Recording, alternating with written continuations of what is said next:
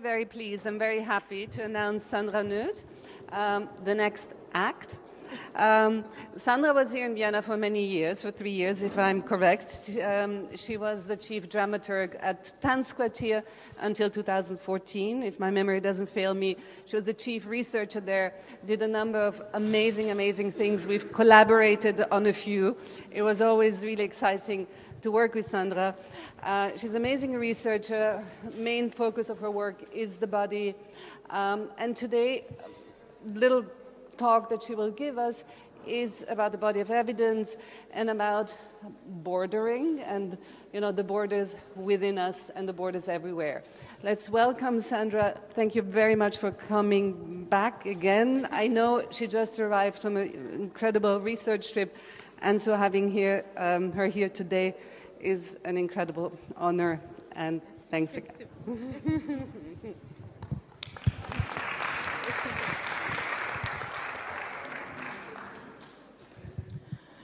I actually remember crossing the border for the very first time, like any other time afterwards. And after a while, one recognizes its movements, its procedures and formalities, the preliminary establishment of a network of conditional hospitality, its manifest and immaterial infrastructure, the rhetoric, the passiveness and the waiting as well. And sometimes the border catches you by surprise and you do not see it coming. So usually when leaving the house for another trip or kind of in the middle of a conversation, when lingering at the supermarket's checkout, or just when daydreaming as well. And still, it always starts in the body. And there is this very familiar feeling of excitement and tension marked by contradiction. So I do remember rehearsing, kind of revisiting the physical and mental movements of the border, trying to welcome them. Firmly yet cautiously navigating through space, placing my gaze, controlling my breath, listening to the sound of my body, to the sound of the border, lowering my voice, detaching, kind of uncoupling from any direct experience, projecting and letting go. Not too daring, but not afraid neither, disciplined, concentrated, and insecure, ready to improvise at all times. So the movement of the border is restless, it's kind of disquieting, oftentimes it's kind of creeping, gradual, accumulating, delayed, anonymous, and often you perceive it much later, so like an echo in the rhythm of life, like a kind of continuous state of displacement, unfolding only slowly. It is caught in a meticulously crafted texture of narratives and emotions, and it feels that when facing the border, my body doesn't belong to me anymore. It is a kind of like entering an illogical reality, as if I kind of had lost autonomy about it, like moving back and forth between contested spaces, between countries and places, memories and expectations, between the unseen, the unsaid, between what I can't say, where I don't have words for. It feels like traveling through interwoven, competing glimpses of thoughts and feelings while staying unrecognized, like a kind of visitor in another's person, in my own story. So, my collective body. Borders, as you know, are many things: material, architectural, constructed, symbolic, felt, fictional and memorized, embodied, lived, always already there and always still to come. So, in a world of search of, the idea and reality of the border is challenged continuously. In a world that faces massive changes in its orders, crises and collapses, environmental calamities, the aftermath of war, migration, but also on a much, much smaller scale, kind of everyday experiences of exclusion, of non-recognition, of indifference, which inherently alter the way we conceive of structures and systems, of centers and peripheries, of the local and the international. And mostly, I think, borders are kind of populated and inhabited by very different kind of bodies. waiting, everyday bodies, disciplined and trained, absent and invisible ones, bodies in fear, broken, bodies in limbos, but also joyful bodies, bodies that witness of experiences of fracturing and disorientation, in which kind of space and material, authority, order and meaning are redistributed. And they all appear as representatives of, and they all inscribe in uncountable numbers of unnamed, silenced and silent voices and cases. They are suspicious, hesitating bodies, suspended between action and reaction, between response and responsibility. They draw us into a dispositif of recurrent and recurring, unsettling readers of what we call reality. They put us in touch with a much more brittle and preliminary, with a much more unstable and incomplete idea of the border. On est devenu trop nombreux à l'intérieur de nous-mêmes. We have become too many inside of us. In the absence of the body, in the absence of the body of the other, collectivity is evoked. And in its very performativity and physicality, the singular, my singular body, becomes representative, it becomes part, it is part of a collective one. It's part of other bodies, of the body of the other. Exactly when in times of catastrophe and crisis, real and imagined communities enter the scene, and a third body emerges. A body which is deneutralized, politicized, generalized, mimetic, expanded, forgotten, and fleshless body of the collective. The body of the occupier, the body of the refugee, of the religious, of the exile, which is the same body as the body of the lover, of the friend, of the caretaker, of the lost one. So all those bodies seem to form a collective body of those waiting and awaiting. So this collectivized body comes back to me actually when sitting in a friend's house in Ramallah last week, when putting these notes together. Cats strolling around me, Arabic words and sentences in the background, setting the atmosphere.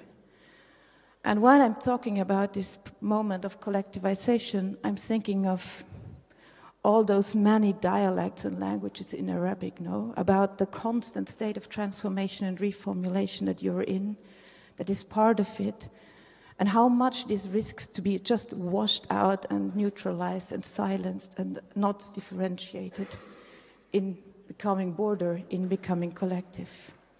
And at the same time, it's exactly in becoming border, I feel, that we are always already many bodies at a time. And I think that being hands in glove with those absent bodies is exactly to consent to be not only be a single being. It is also about a kind of desire. It's about the desire about a body yet to come. And I think that those absent bodies remind and ask us to not trust in what we take for granted, what we preconceive. So the absent body of the other pierces through dominant narratives of distinction and causality, and it kind of points us to the blind spots that we actually always need in order to see. So only radically thinking the agency of the absent can close down the spectacular and open up to the very possibility of a movement, of an image, of a body, of an imagination, which comprises the headlessness of life and exceeds its own reformulation. So I need the body of the other. I need their eyes and gestures, the proximity and the distance. I need all of this in order to feel myself, in order to learn with them, through and alongside them, in order to be part of and to participate in this world, in order to understand that, as also Edward Said basically said, in order to understand that the capacity to see from more than one perspective carries an obligation as well. So, how to welcome these bodies, how to create a space of hospitality which is able to hold them. And what are the protocols of kinship, the outspoken and underlying expectations?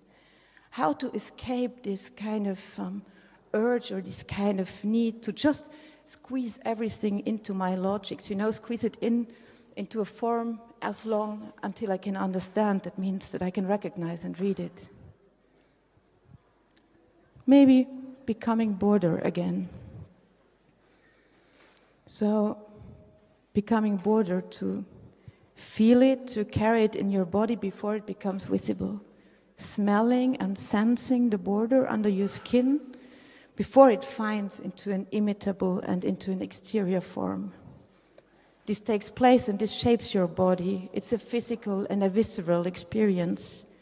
Hidden memories that emerge, bodies that seem to be frozen, to have fallen out of time, untimely encounters. So in light of the catastrophe, when becoming borders, the bodies pull back from history and tradition. They escape subjectivity and the promise of presence. They are caught in between fiction and memory. They move through contested space. They expand the physicality of the body. They blur chronologies, affiliations, and temporality. Facing intrusion and menace, the movements, images, and words seem to take care of each other. They seem to hide themselves in other artworks in order to maybe resurrect and kind of gain agency at some later moment in time. And yet, every movement leaves a trace. And it puts us in touch, it welcomes the wounded places in our lives.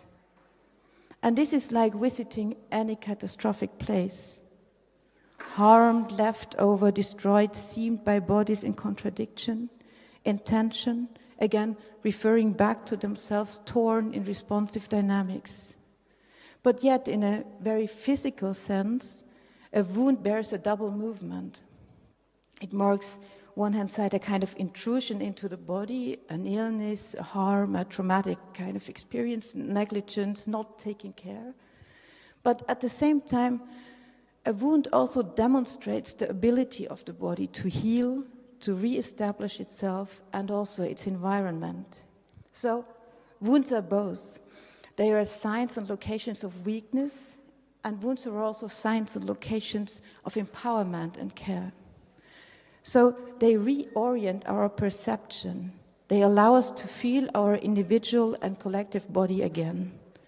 Facing pain and violence, they focus our attention, they create a bound between ourselves and the wounded places and bodies in our society. So, exactly pointing us to the wounded places in our lives, the event of the border complicates the logics of cause and event, of responsibility and obligation. It draws us to the borders and boundaries in us, the border that is us. And it readdresses the question of agency.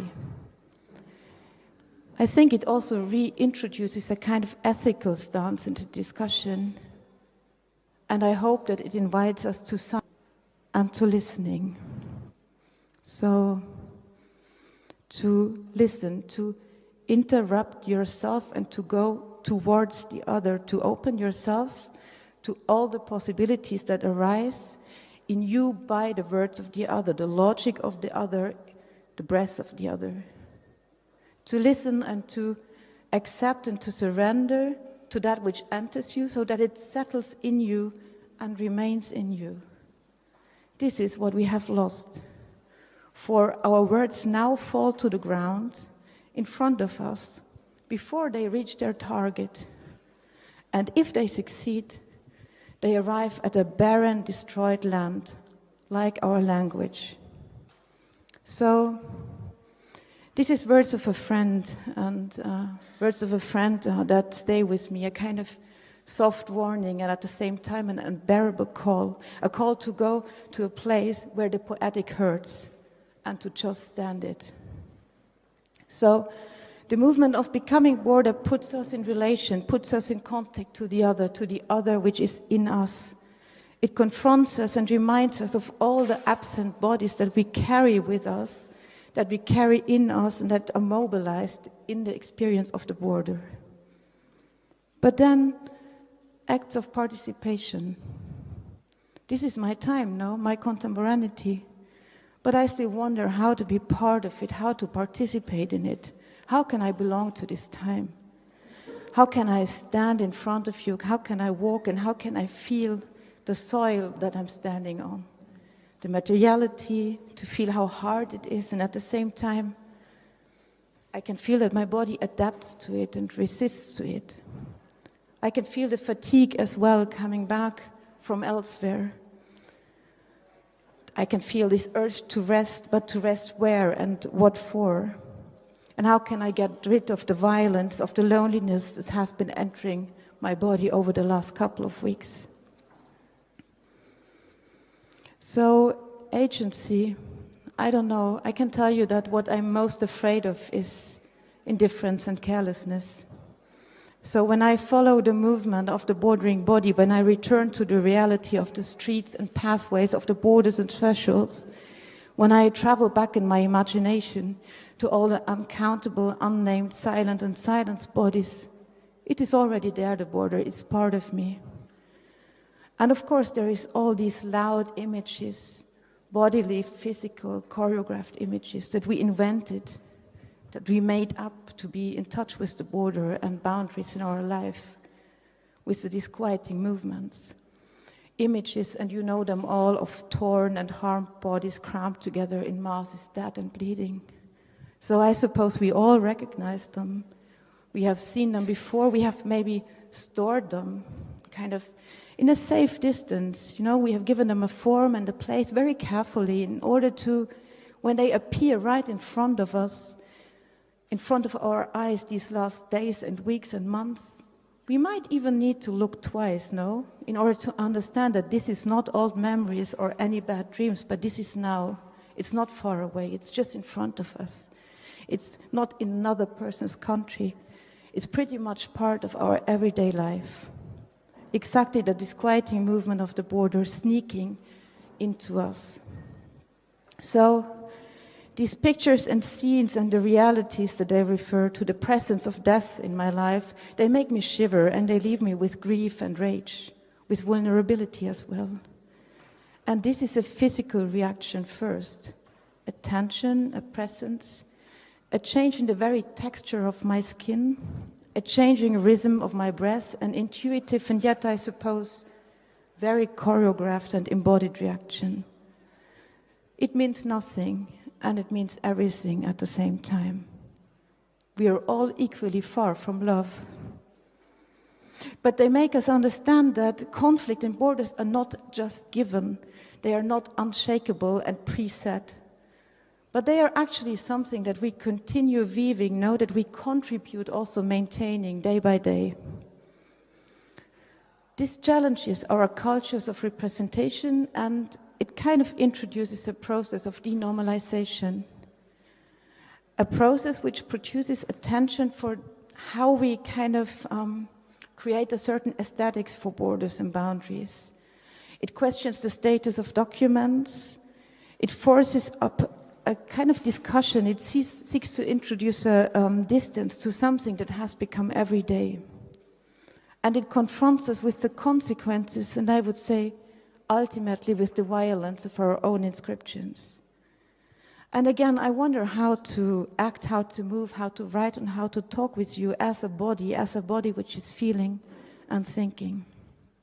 So, again, when writing this, a phrase by a poet popped up in my mind. It's basically a quote by Caroline Forchet. And she says that, and I quote her, "The heart is the toughest part of the bodies. Tenderness is in our hand." So what she says in my reading is that this heart, is not sentimental. It's not just stuck in emotional paralysis.